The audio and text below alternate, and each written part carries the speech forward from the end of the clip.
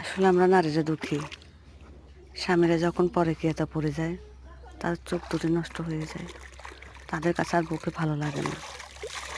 বউ এখন বিয়ে হয়েছে, সংসার হয়েছে, স্বামী সন্তান দিয়ে সংসার নিয়ে একটু বিজি থাকেন।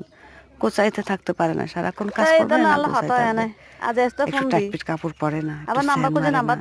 আর মারলেও কি করবে? পরকীয়া যখন হয়ে যায়, তখন স্ত্রী গোছানো থাকলেও ভালো লাগবে না, আর গোছানো থাকলেও ভালো লাগবে না। স্ত্রীর কথাই ভালো লাগে না, স্ত্রী ভালো বললেও ভালো লাগে না।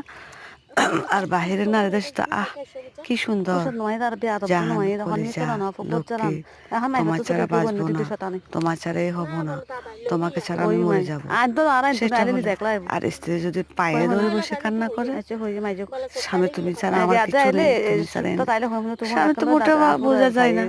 আমি বলি তোমার কি আছে না আছে সেটা দেখার বিষয় নেই। মিথ্যা কথা বলবো, আমি কোথায় গেছি? তোমারও তো আছে, কার হয়ে গেছে নাকি? আবার